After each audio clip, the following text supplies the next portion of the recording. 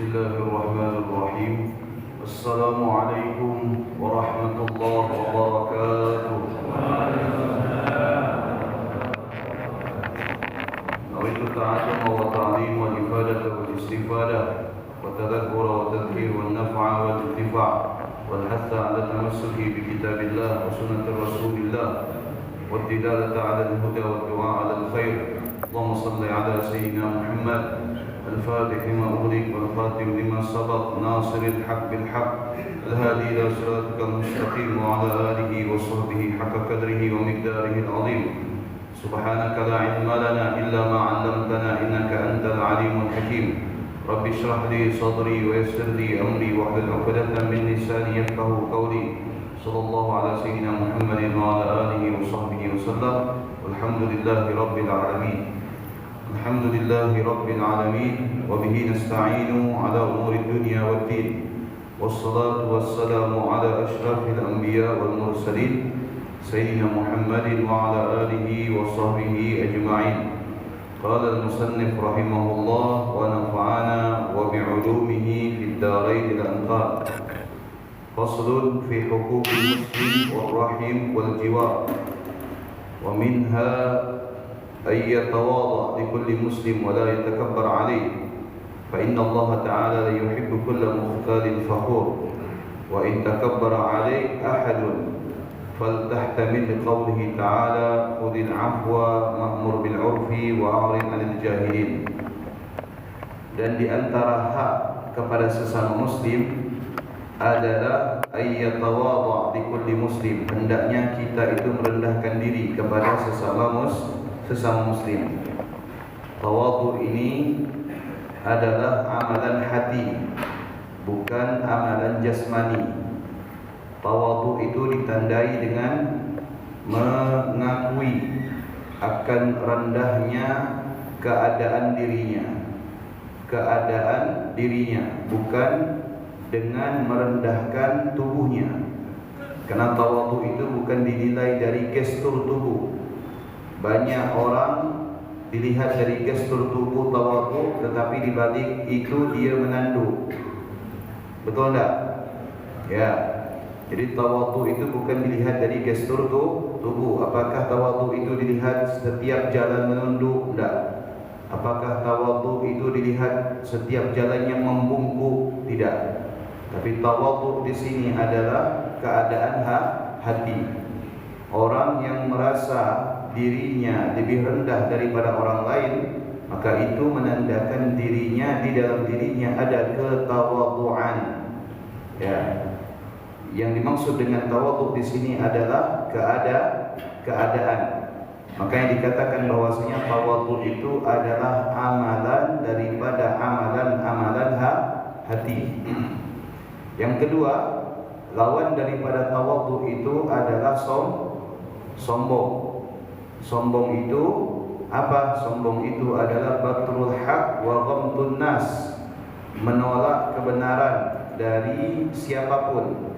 Artinya tidak mau menerima masukan atau nasihat. Ya, batrul haq, menolak, wa ghamtun nas, dan mudah berpaling daripada manusia. Fir'aun dikatakan sombong karena menolak kebenaran yang datang daripada Musa dan Harun alaihi wassalatu wassalam. Abu Lahab dikatakan sombong karena menolak kebenaran yang datang daripada baginda Nabi sallallahu alaihi wasallam. Termasuk juga iblis dikatakan sombong karena menolak kebenaran yang datang daripada sisi Nabi Allah Adam alaihi salatu wassalam. Maka definisi daripada sombong itu adalah apa? Definisi daripada sombong itu adalah menolak kebenaran dan berpaling daripada manusia. Kalau misalkan memamerkan suatu barang, memamerkan kenikmatan, itu bukan sombong. Ya, misalkan ada orang punya perhiasan baru, tunjukkan di depan teman-temannya, ini saya baru beli kemarin 1 kilo. Ya, karena diskon akhir tahun. Itu bukan sombong, tapi itu hanya pamer. Ya, misalkan dia memamerkan dia memiliki kendaraan baru dan sebagainya, itu bukan sombong, tapi itu hanya pamer. Tapi pamer ini juga tidak baik. Kenapa? Karena khawatir dari pamer ini akan menimbulkan kesombongan.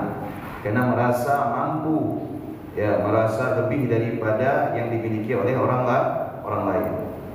Nah, itu diantara hak kepada sesama muslim, hendaknya ya saling merasa rendah di diri. Kalau kita kumpul dengan orang, ya itu jauh lebih baik kita merasa diri kita yang paling rendah. Karena terkadang kalau kita merasa diri kita lebih daripada orang lain, itu terkadang menjadikan kita itu akan bersifat sombong. Makanya dikatakan di sini wala yatakabbar alaih, dan tidak boleh berlaku sombong kepada sesama muslim. Fa inna Allah Ta'ala la yuhibbu kulla mukhtalin fakhur, karena sesungguhnya Allah Subhanahu wa taala tidak menyukai orang yang suka berbangga-bangga. Wa in takabbara alaih, bagaimana apabila ada teman, ada orang yang sombong kepada kita? Apa yang harus kita lakukan? Faltahtamil liqaulihi ta'ala khudhil afwa wa'mur bil 'urfi wa'rid 'anil jahilin. Ya, apabila ada orang yang sombong di depan kita, maka hendaknya kita itu bersikap apa? Sesuai dengan firman Allah Subhanahu wa taala yang berbunyi khudhil afwa. Artinya apa? Khudhil afwa yaitu mudah untuk memaafkan dan memaklumi. Wa'mur bil 'urfi, dan perintahkan kepada kebaikan. Wa'rid 'anil jahilin. Nah, berarti ini sifat yang ketiga ini, wa'rid 'anil jahilin, dan berpalinglah daripada orang-orang yang tidak mengetahui. Ada orang yang sombong, kita berpaling. Ya, ada orang yang sombong, kita semestinya berpaling agar kesombongan itu tidak menular kepada kita. Wa minha alla yasma' bulaghatan nas, dan diantaranya juga adalah hendaknya kita tidak boleh mendengarkan segala sesuatu yang disampaikan oleh orang lain secara berlebihan. Ya, karena bagaimanapun itu akan apa? Akan mengganggu keadaan kita. La ala nafsihi wa la ala ghairi. Tidak juga sesuatu yang berlebihan itu disampaikan untuk kita atau untuk orang lain. Artinya kita tidak boleh mendengar atau larut di dalam pujian orang lain terhadap kita atau pujian orang lain terhadap keluarga kita. Ada orang yang muji istri kita berlebihan, ya, dibilangnya manjong padahal besek, ya kan? Itu kan berlebihan tuh. Dibilangnya putih padahal hitam, ya kan? Dibilangnya langsing padahal enggak, ya. Itu akan apa? Akan mengganggu keadaan kita. Begitu juga sebaliknya, barangkali ada orang yang memuji kita secara berlebihan, jangan dibiarkan. Ya, kalau ada orang yang memuji kita, jangan dibiarkan. Ya, kenapa? Karena untuk menjaga keadaan kita, menjaga perasaan kita. Khawatir dengan pujian itu kita akan larut dalam yang namanya kesombongan. Na'udzubillah. Nah, dikatakan bahwasanya ya, terkadang seseorang itu seringkali jatuh karena apa? Karena tepukan. Ya, seseorang itu seringkali jatuh karena karena tepukan, dan seseorang itu tidak jatuh karena cacian. Ya, kenapa? Karena seiring banyaknya tepukan menjadikan seseorang itu merasa lebih baik. Ya, hingga akhirnya muncul di dalam dirinya itu sifat-sifat yang tidak baik. Nah, makanya untuk menghargai atau menghormati seorang badut itu dengan tepukan. Betul tidak? Untuk menghargai dan menghormati seorang badut itu dengan tepukan. Ya, karena dengan tepukan itu dia akan mengeluarkan segala macam keahliannya. Ya, dari satu keahlian yang lain. Ya, dari satu permainan ke permainan yang lain, semakin kuat, semakin banyak yang bertepuk tangan, maka dia akan mengeluarkan segala macam kehebatannya. Ya, kita jangan seperti itu. Ya, disanjung, suka dengan sanjungan. Itu tidak boleh. Ya, secepatnya apabila ada orang yang menyanjung, ya, agar kita menasihati kepada orang yang menyanjung itu untuk tidak menyanjung kita secara berlebihan. La ala nafsihi wa la ala ghairihi wa la yaf'al huwa aidan qala la yadkhulul jannah qattat. Kenapa demikian? Karena segala macam sesuatu yang disampaikan berlebihan itu terkadang ya bisa menimbulkan konflik, bisa menjadikan adu domba, bisa menjadikan fitnah. Karena apa yang disampaikan itu terkadang tidak sesuai dengan kenyataan. Makanya dikatakan di sini sampai Nabi sallallahu alaihi wasallam mengkhawatirkan la yadkhulul jannah qattat, ya, tidak akan masuk surga bagi orang yang memiliki sifat yang suka mengadu domba. Duduk di sini yang cerita keburukan yang ini, duduk di sini ceritakan keburukan di sini. Ya, mohon maaf, duduk di sini ceritakan keburukan masjid yang sebelah. Duduk sebelah ceritakan keburukan masjid yang di sebelah. Nah, itu ada upaya semacam mengadu domba. Apa definisi adu domba itu? Naqdul kalam an ghairihi. Arti daripada adu domba itu adalah memindahkan omongan dari satu tempat ke tempat yang lain. Itu definisi adu domba. Tujuannya apa? Tujuannya bukan untuk kebaikan, tujuannya untuk memperkeruh keadaan. Dan tidak sedikit ya hancurnya suatu perkumpulan, retaknya suatu hubungan, rusaknya sebuah keharmonisan disebabkan ada pihak yang mencoba untuk mengadu domba. Ya.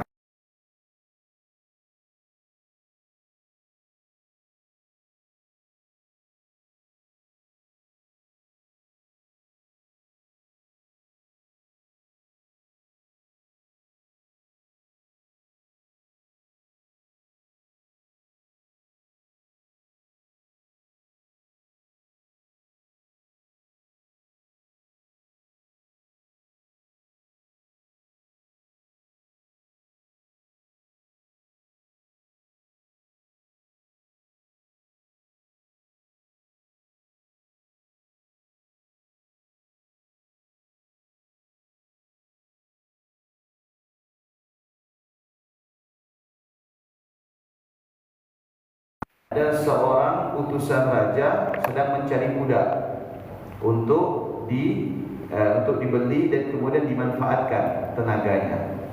Maka ketika sampai di pasar budak itu, ya, utusan raja ini mau negosiasi dengan seorang budak. Ya, kata majikannya, kata tuannya bilang, "Kenapa Anda tertarik untuk membeli budak ini?"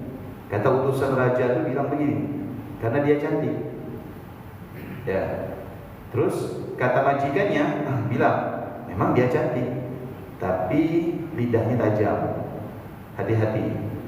Kata utusan raja, "Tidak apa-apa, nanti bisa kita bimbing." Ya udah. Ya, kemudian akad deal, sudah ditentukan harganya, budak ini dibawa ke istana. Begitu budak ini dibawa di istana, kemudian diperintahkan untuk bekerja. Nah, budak ini melihat hari-harinya sang raja dan permaisuri itu hidup dalam keadaan rukun dan damai. Ya, dilihatnya rukun dan damai, saling menyayangi, saling mencintai. Bagaimana kecintaan seorang raja kepada permaisurinya, bagaimana perhatian seorang permaisuri kepada rajanya. Dilihat, itu penglihatan sehari-hari. Lama-kelamaan muncul di dalam dirinya itu kebencian. Jadi tidak suka melihat orang itu larut dalam nikmat. Ya, tidak suka dia. Nah, dia berusaha agar orang itu kehilangan nikmatnya. Akhirnya apa? Mulai dia muncul sifatnya yang tidak baik. Ya. Dia datangi raja tanpa sepengetahuan permaisuri. Apa yang dilakukan? Dia bilang, "Raja, kemarin saya menemani permaisuri untuk datang ke orang pandai, ke dukun. Ya, minta bahwasanya apa? Minta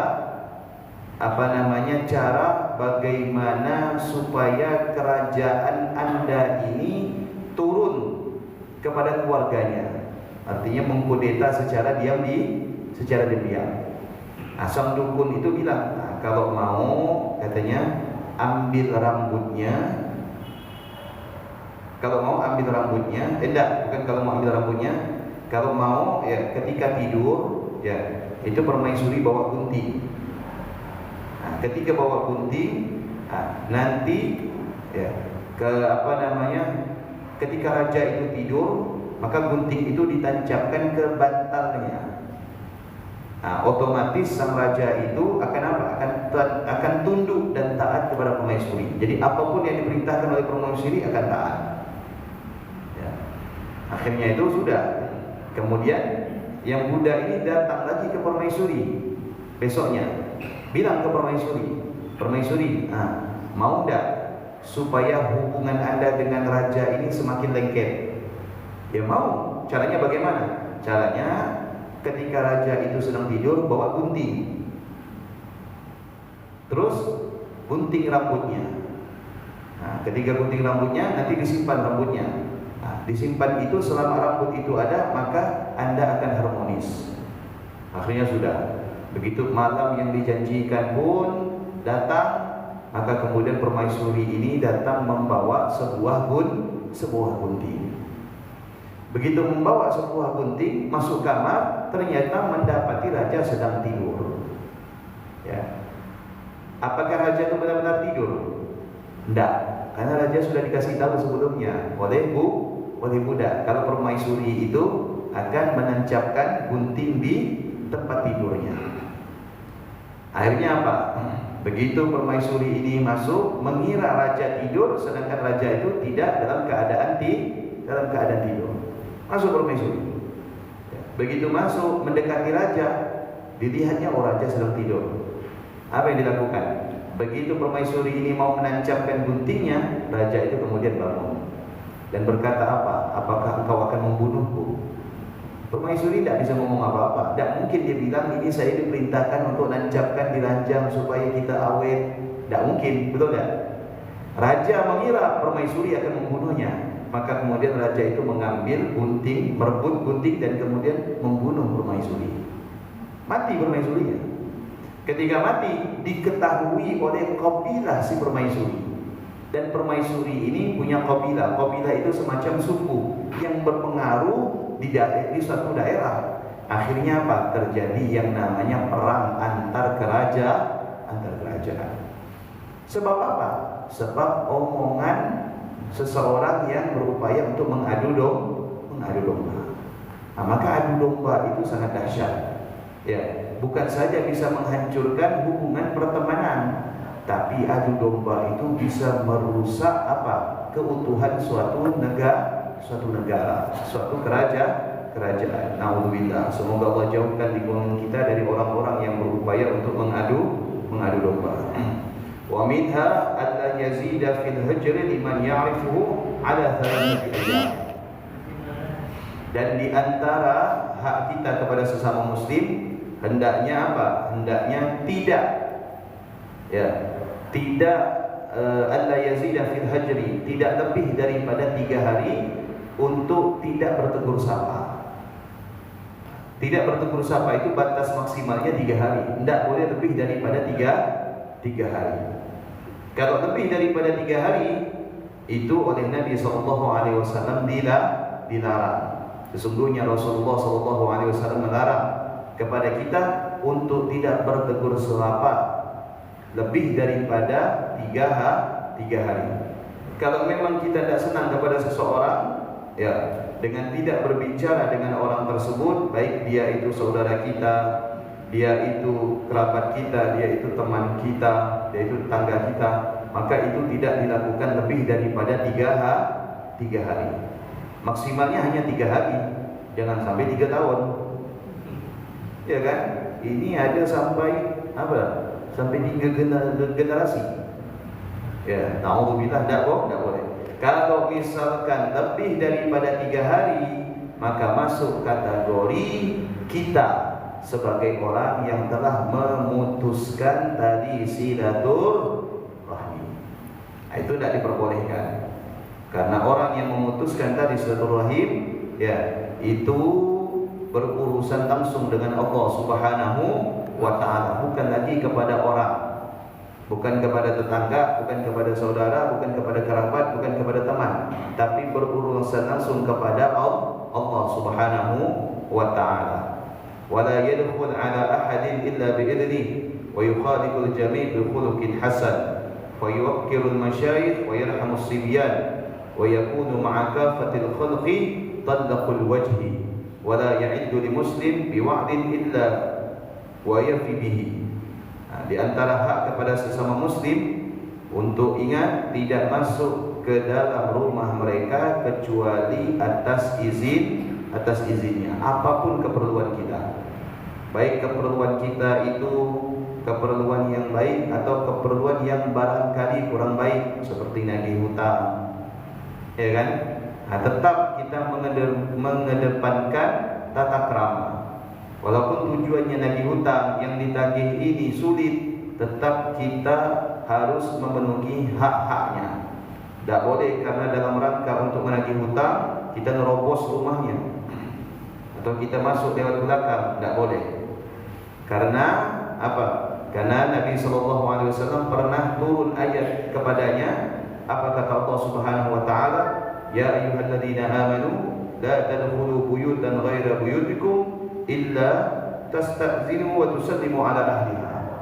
Wahai orang yang beriman, jangan kalian memasuki rumah salah seorang di antara rumah-rumah kalian kecuali kalian telah diberikan izin dan mengucapkan salam kepada mereka.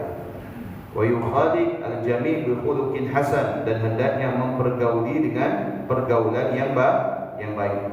Yang tua menyayangi yang muda, kemudian yang muda menghormati yang tua. Nah, ini di antara hak-hak yang harus dipenuhi. Dan di antara hak yang harus kita penuhi kepada sesama muslim adalah apa? Ayyasluh hadatsal bin bainal muslimin. Hendaknya kita bisa menjadi mediator untuk memediasi hubungan antara kedua belah pihak yang sedang berselisih. Orang yang menjadi mediator untuk memediasi hubungan dua pihak yang berselisih, maka orang ini akan dapat pahala yang jauh lebih besar daripada pahala sholat dan puasa. Itu pahala yang didapatkan, itu pahalanya sangat besar. Memediasi hubungan antara suami dan istri, ya, apabila terjadi yang namanya cekcok dan lain sebagainya, apalagi hampir-hampir mendekati perceraian. Nah, ini kita kalau bisa ngakurkan, jangan memperkeruh. Ya, kalau misalkan ada orang curhat sama kita, saya ini gimana lah Pak Ustaz, ya, saya tidak bisa lagi lah dipertahankan rumah tangga saya ini begini. Tak boleh kita dah bagus cahaya. Masih banyak perempuan zaman sekarang ni. Tak usah takut ente mati satu tubuh 1000. Tak boleh seperti itu. Ya. Abghadul halal indallahi at-talaq. perkara yang halal namun dibenci oleh Allah adalah perceraian. Cerai itu memang halal, tapi tidak disukai oleh Allah. Ada yang berseteru, ada yang berselisih. Kita sebagai pihak harus menengahi, mengakurkan, memperbaiki, menyatukan hubungan tersebut. Fa in tanaza'tum fi syai'in faruddu ila Allah wa rasulih. Apabila kita berselisih dalam suatu hal, maka kembalikan kepada apa? Kepada Allah dan Rasulnya. Apa yang dimaksud dengan mengembalikan kepada Allah dan Rasulnya? Maksudnya adalah mencari jalan yang terbaik.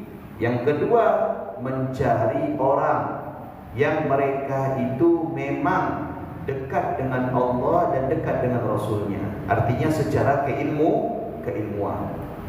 Jadi kalau misalkan suami istri berselisih paham, ya jangan datang ke dukun. Ya, jangan datang ke paranormal. Datanglah kepada orang yang ahli untuk menasehati.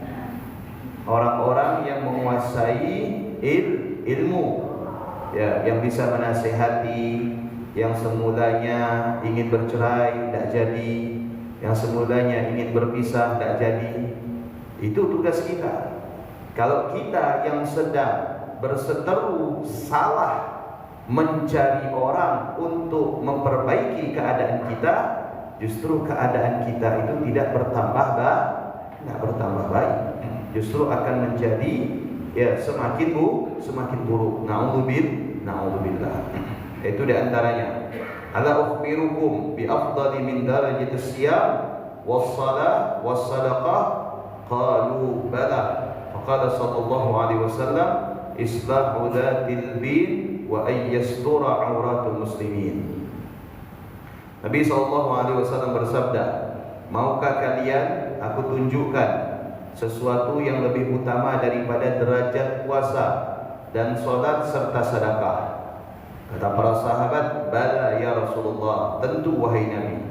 Maka Nabi SAW berkata, islahu dzatil bin, yaitu memperbaiki atau mempersatukan dua pihak yang sedang berselisih.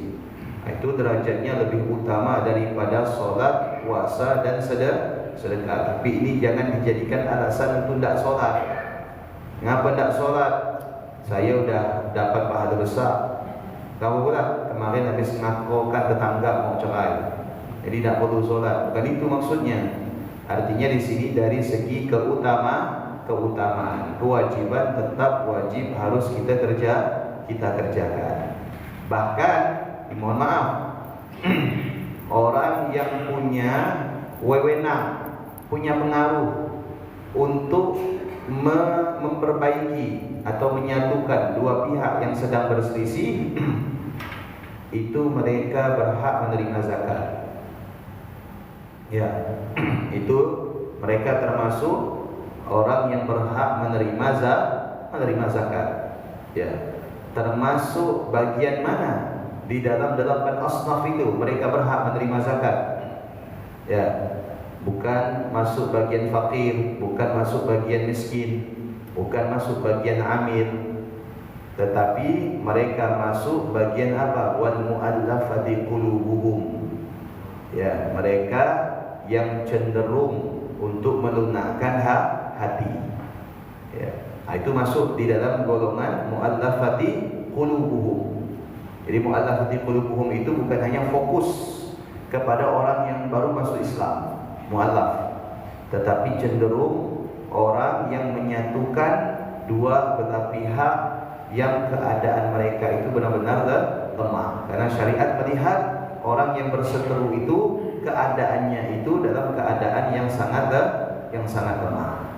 Jadi mereka diberikan zakat, tapi zakatnya untuk menyatukan kedua belah pihak yang sedang berseteru. Wa minha ayyattaqiya mawadi'at tuham wa yashfa' liman lahu hajah 'inda man lahu 'indahu manzilah. Di antara hak yang harus kita penuhi adalah apa? Yaitu hendaknya kita berusaha untuk menghindari ya apa berusaha untuk menjauhi dan menghindari konflik. Ya, jangan kita masuk ke dalam konflik yang pada akhirnya konflik itu tambah parah. Kalau misalkan ada konflik, kita berusaha menghindar. Jangan kita terlibat di dalam konflik apapun. Mohon maaf, konflik kepengurusan masjid, ya, konflik organisasi, atau konflik RT, konflik warga, kita jangan masuk. Ya, khawatirnya ketika kita masuk justru akan memperuncing keadaan, betul tidak? Ya. Banyak yang berupaya masuk di dalam suatu konflik, tapi justru itu tidak menjadikan keadaan lebih baik. Justru menjadikan keadaan lebih buruk. Tambah hasut, tambah memprovokator, tambah menebar fitnah. Ya, kalau ada konflik, kita menjauh, menghindar. Ya, bukan karena kita tidak mau peduli, khawatir dengan kita terlibat itu justru akan memperkeruh suasana. Hindari, kecuali memang kita diminta untuk terlibat. Tujuannya adalah untuk menjadikan sebelumnya itu konflik, kemudian menjadi baik. Itu boleh. Tapi kalau kita tidak diminta, mana-mandai seorang kita nak masuk, yang ada bukan reda, tapi yang ada justru tambah buruk, tambah ribut dan sebagainya. Hindari segala macam bentuk konflik dalam hal apapun. Wa yashfa' liman lahu hajah inda man lahu indahu manzilah. Yang punya kedudukan hendaknya bisa membantu kepada orang-orang yang memerlukan bantuan. Wa yabda' bis salam qabla al-kalam. Hendaknya mendahului salam sebelum memulai pembicaraan lewat telepon, lewat forum, ketika bertemu.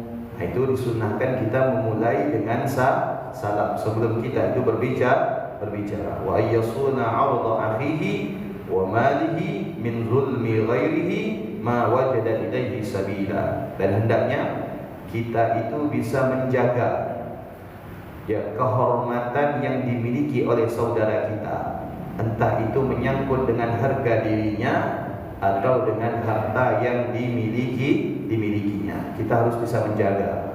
Jangan sampai sebab kita kehormatan, harga diri, kemudian benda-benda yang dimilikinya itu hilang. Tidak boleh.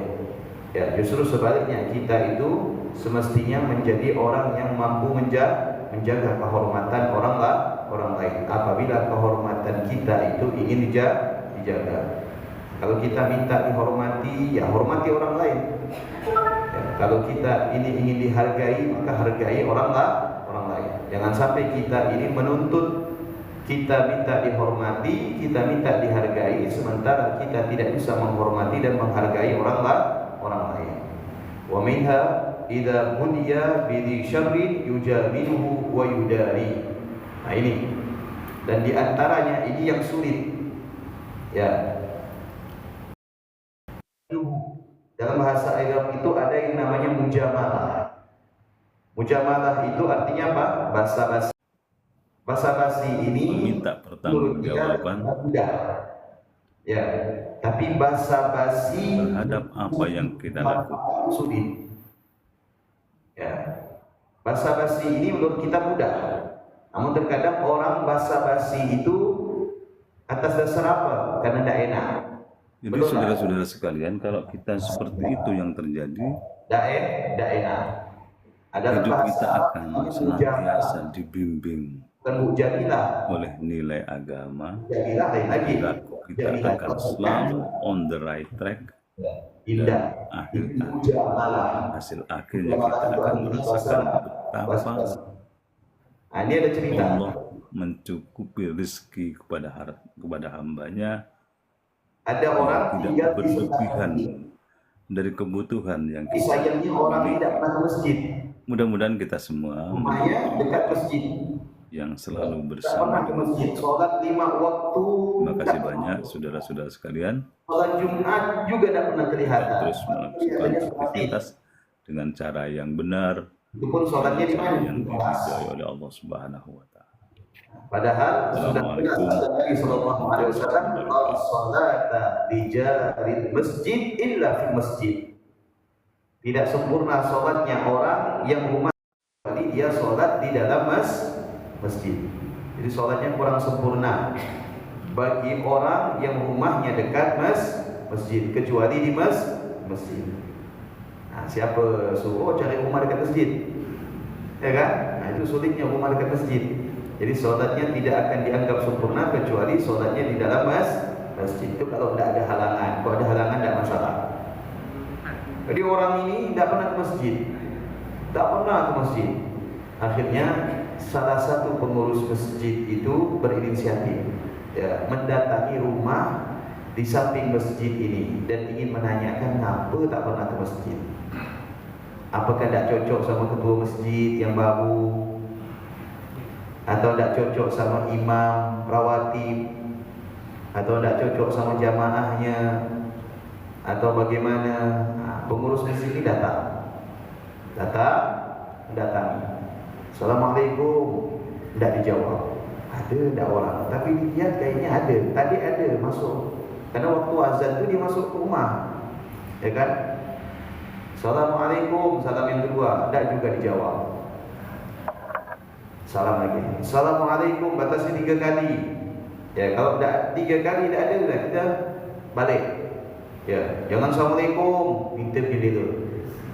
Ya, assalamualaikum lewat samping, itu tidak boleh. Ya, itu tidak boleh seperti itu. Adabnya kita assalamualaikum, kemudian kita berpaling. Berpaling itu misalkan ini pintu, kita balik begini. Bukan assalamualaikum, ya, sambil gedor kaca jendela. Kadang kan gitu. Assalamualaikum sambil ngintip. Assalamualaikum itu bukan untuk ngintip, ya kan? Assalamualaikum itu menandakan ya ada orang yang ingin bertamu. Kalau ngintip itu biasanya apa? Juri. Betul enggak? Iya, tak perlu diintip. Adabnya kita gedor assalamualaikum kemudian berpaling. Kenapa kita dianjurkan untuk berpaling? Karena mohon maaf, khawatir tuan rumah ini yang buka pintu itu perempuan, ya, kemudian tidak dalam keadaan nutup aurat, atau barangkali tuan rumah buka pintu, ya, khawatir kelihatan ruang tamunya atau keadaan rumahnya sedang berantakan, makanya kita harus berpaling. Itu sunnahnya seperti itu. Akhirnya ketiga kalinya salam baru kemudian dibukakan. Ada yang jawab salam dari dalam. Waalaikumsalam. Ya, agak keras suaranya. Kemudian dibukakan. Ada apa Pak Haji? Saya pengurus masjid Darul Muntakin. Tahu saya. Ya, tidak dikasih tahu pun sudah tahu. Ada apa emangnya? Boleh tidak saya bertamu? Tidak, ada apa dulu? Tidak, saya mau bertamu, boleh tidak? Boleh. Lama tidak? Tidak, sebentar ya. Masuklah, masuk. Silakan duduk Pak Haji. Makasih. Tanya sama Pak Haji, Bapak udah lama tinggal sini? Masa Pak Haji tidak tahu sih? Saya udah lama tinggal di sini, katanya.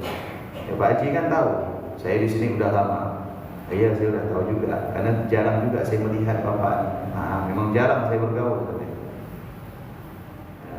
Bapak dengar nggak tadi azan? Dengar. Saya dengar azan. Telinga saya masih bagus. Ngapa? Boleh tidak kita ke masjid? Saya di rumah aja. Ini kejadian nyata, tapi bukan di Pontianak, di satu daerah. Pengalaman dari teman-teman kita. Mau lanjut tak cerita ni? Lanjut. Tak apa-apa. Okey. Deal ya? Deal. Okey. Akhirnya apa? Dia bilang, iya Pak Haji ke masjid dulu, saya belakangan.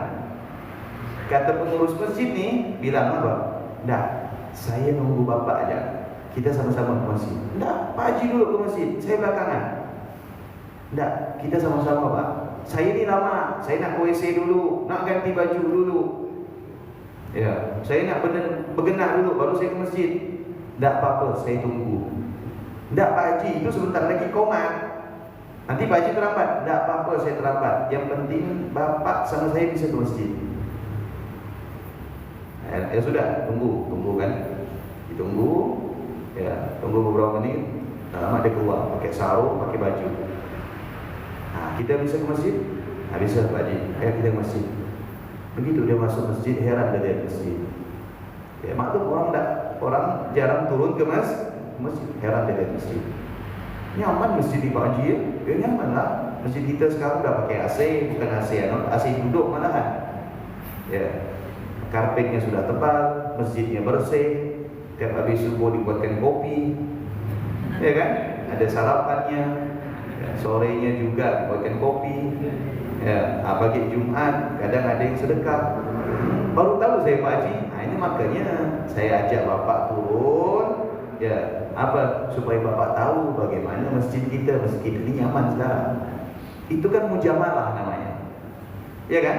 Basa-basinya kita untuk menarik orang supaya orang itu minat ke masjid. Tapi lihat apa yang terjadi. Ini cerita nyata nih Pak. Saya dengar langsung dari teman yang mengalami ini. Apa? Tak lama dia nangis. Ditariknya Pak Haji. Pak Haji, saya ini mau curhat kan.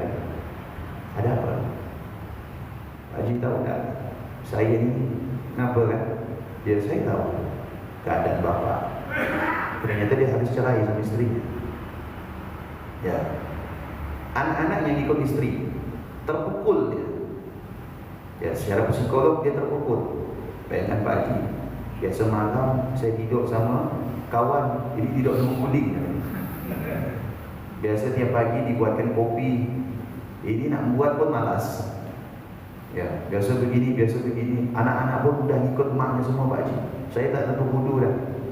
Ekonomi matakan. Ya, ini rumah pun ini kayaknya udah mau selesai. Terus Pak Haji tahu tak? Begitu Pak Haji datang ke rumah saya di dalam lagi ngapain? Artinya saya lama jawab salam. Ada apa Pak Haji? Saya hampir saja bunuh diri katanya. Kalau Pak Haji mau lihat ruangan tengah itu masih ada gantungan tali katanya. Kepala leher saya itu sudah di dalam tali Pak Haji. Ya. Begitu Pak Haji mengucapkan salam, ada tamu pula, tak jadilah bunuh diri gitu. Ya, lepaskan tali. Apalagi Pak Haji mengucapkan salam berkali-kali. Kalau sekali ya tadi itu tetap saya lanjutkan. Ya. Tapi Pak Haji mengulang salam, mau saya urungkan niat untuk bunuh diri. Ya. Akhirnya saya agak Pak Haji. Hampir saya bunuh diri Pak Haji katanya. Andaikan Pak Haji tak ada ngajak saya ke masjid, mungkin selesai dah saya di dunia ini. Nah, coba kita lihat. Sebab mujamalah, sebab basa-basi. Mujamalah ini bukan hal yang baru, dan Rasulullah itu sahibul mujamalah. Orang yang paling suka berbasa-basi. Tapi tujuannya apa? Tujuannya untuk apa? Untuk mengambil hati orang. Supaya yang keras itu menjadi yang jauh itu kemudian mendekat. Rasulullah sering mengirim hadiah. Ya, kepada siapa? Sekalipun kepada orang yang tidak suka kepada Nabi, dikirimkan hadiah. Mujamalah basa-basi. Karena dalam mujamalah, dalam basa-basi ini barangkali di situ ada petunjuk dari Allah. Kalau misalkan kepada orang yang tidak seagama saja kita itu bisa basa-basi, apalagi yang seagama. Apalagi yang seagama kemudian punya hubungan dengan kita, kekerabatan. Apalagi dia itu tetangga, maka lebih berhak untuk mendapatkan mujamalah daripada kita. Basa-basi ini bukan karena tidak enak. Basa-basi ini bukan karena daripada gini. Itu bukan basa-basi. Tapi basa-basi di sini adalah untuk apa? Untuk menarik orang yang barangkali semulanya lupa menjadi ingat, lalai menjadi taat, buruk menjadi baik, jauh menjadi dekat. Yang semacam ini kan sebab mujamalah, basa-basi orang ingin tahu keadaan rumah di dekat masjid, kenapa tidak pernah ke masjid? Kita ingin tahu ada kerabat yang setiap kita telepon tidak mau ngangkat, kita chat tidak mau balas. Kenapa ini? kita datangi mujamalah basa-basi, karena barangkali ada sesuatu yang membuat hubungan kita itu tidak baik. Nah, mujamalah basa-basi ini termasuk hak yang harus kita penuhi kepada siapapun, kepada kerabat, kepada keluarga, kepada tetangga. Tujuannya apa? Tujuannya adalah supaya kita mengetahui keadaan orang lain. Makanya dikatakan dalam sebuah perkataan bahwasanya apa? Dalam sebuah riwayat Nabi SAW bersabda, la yu'minu ahadukum hatta yuhibba li akhihi ma yuhibbu li nafsihi. Tidak sempurna keimanan seseorang ya apabila seseorang itu mencintai saudaranya tidak lebih daripada cinta terhadap diri. Kita cinta kepada orang lain karena sebab kita mencintai diri kita, sebagaimana kita mencintai diri kita. Kalau kita tidak suka diperlakukan dengan cara yang tidak baik, orang lain juga demikian. Kalau kita suka diperlakukan dengan cara yang baik, orang lain juga demikian. Sama. Keadaan kita, perasaan kita dengan orang lain itu sama. Jangan sampai kita menilai, oh karena dia begini seenaknya kita, karena dia begitu seenaknya kita. Tidak bisa. Karena orang lain juga punya perasaan. Wallahu a'lam bishawab. Mudah-mudahan bermanfaat. Semoga Allah menjaga keadaan kita semua, dan semoga Allah menganugerahkan kepada kita keadaan yang baik. Amin. Semoga Allah menjadikan keadaan kita bertambah baik. Amin. Dan semoga Allah menganugerahkan kepada kita keadaan yang baik. Amin. Dan semoga Allah menjadikan keadaan kita senantiasa mendapatkan kebaikan. Amin ya rabbal alamin. Bismillahirrahmanirrahim. Subhanakallahumma wa bihamdika asyhadu an la ilaha illa anta astaghfiruka wa atubu ilaik. Assalamualaikum warahmatullahi wabarakatuh.